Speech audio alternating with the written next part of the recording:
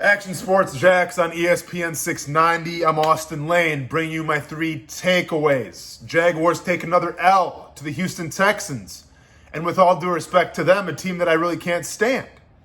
With that being said, though, the Jaguars lose again, 1-7 right now. I'm sure there's some people celebrating because the New York Giants won a ball game. So, if you're into the whole tanking for Trevor or failing for Fields narrative, congratulations, today is your day. You know how I feel about it. I'm never going to celebrate a loss. Not my style, not my nature, not in my DNA code. But let's get into the three observations and three takeaways. The entire week leading up to this game, I was very adamant about my thoughts about Luton. And I thought that, number one, let me say, by the way, I was calling him Luton in training camp.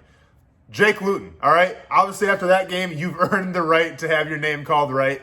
It's Jake Luton, and I found that out kind of in the middle of this week. So my apologies to Jake. But the whole week you were hearing about, is this team tanking, and is Jake Luton going in a sign of that? And I was very adamant about saying Jake Luton is the ultimate boomer bust kind of guy, right? Because he has 0 preseason games underneath his belt.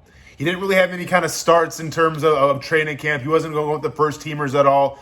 Didn't really know a lot of the scheme that Gruden was trying to run. So this was a guy that was essentially getting his first team reps really in this game. And I said that he would be the ultimate boomer bust player. While on the other side, Mike Glennon kind of gives you that floor. You know what you're going to get with him, right? He's 6-16, I believe, overall as a quarterback in the NFL. And you know what he's going to give you.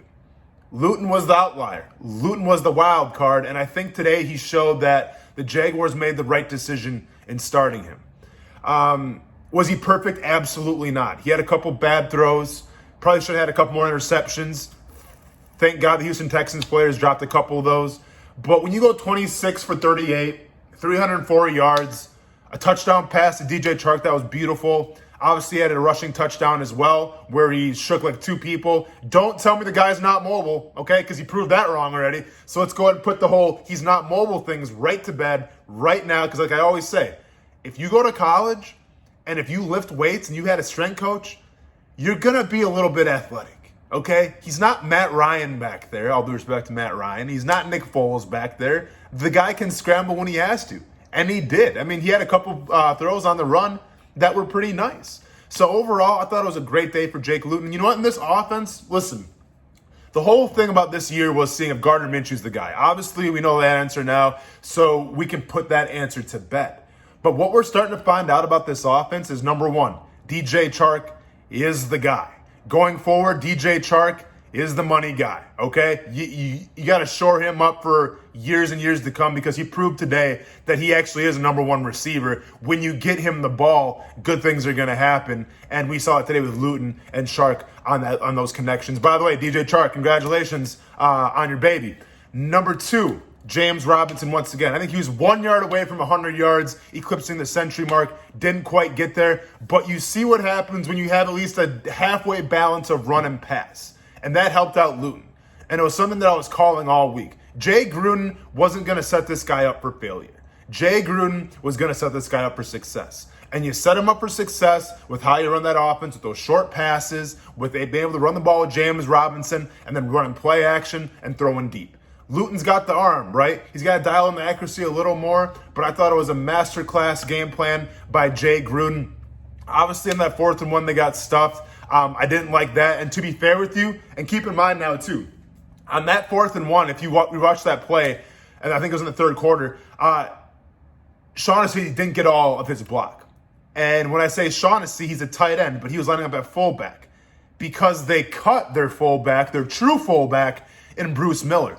Why they cut him, I have no idea, because he was the true fullback, and I didn't think he was doing that bad. So that was kind of a little eerie to me, and obviously you saw it come back to bite that offense later on in that game. Observation number 2, the defense. Now, they didn't surrender 30 points, right? So let's go ahead and put that one to bed. That feels good. That feels great. Congratulations to Todd Wash and that defense. And, I'm reminded of the Doug Marrone press conference before, or actually during the bye week, where they're getting ready to break, and he said that he was going to, pull out some crazy you-know-what. Now, whatever that crazy you-know-what was, I'm not positive? Was it just all theatrics? Was it all smoke and mirrors? I'm not sure. But what I did see today from this defense, and yes, there were still mistakes. We'll break those down in a second.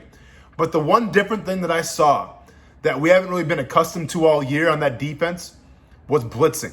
And when I say blitzing, I'm talking about blitzing from the nickel, blitzing from the linebacker, putting Miles Jack on the line, letting him rush.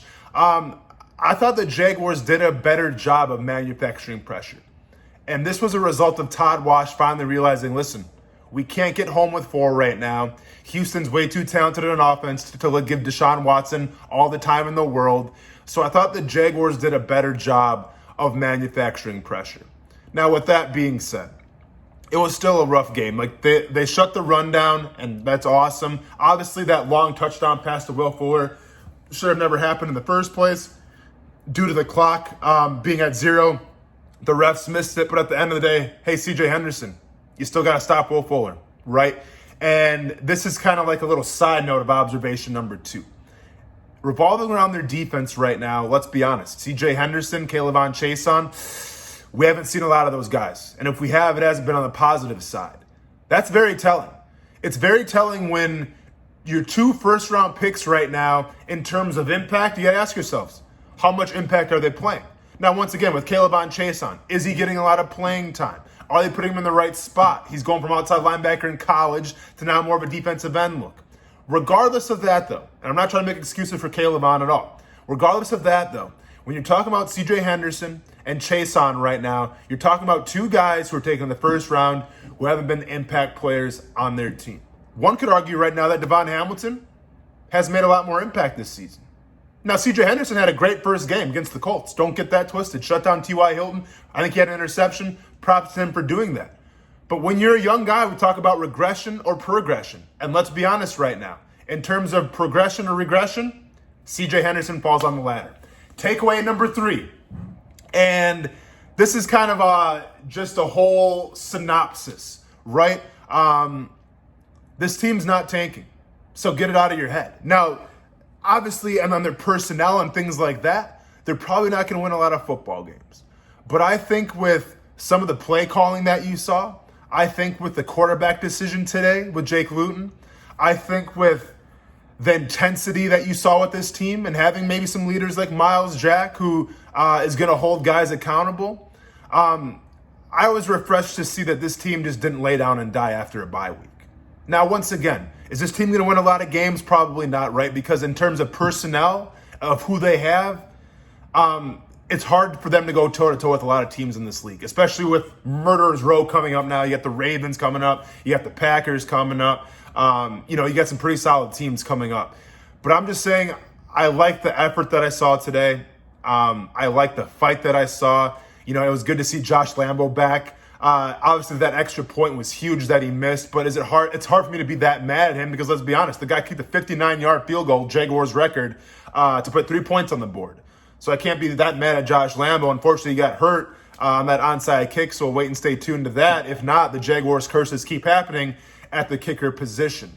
And also, man, before I'm done with this, a tip of the hat goes to Miles Jack as well. I think Miles Jack right now, whatever. I think he's like the top 5 paid middle linebacker or outside linebacker, whatever. He's one of the top 5 paid linebackers in the NFL, maybe a little deeper now because of inflation and all that, and he's playing like it.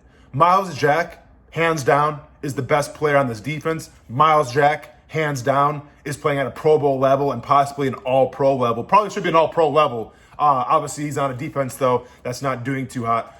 I love what Miles Jack's doing right now. And it goes to show you, when you put guys in positions for success, they can surprise you, right? We talked about last year with Miles Jack playing middle linebacker. He looked lost out there. He struggled.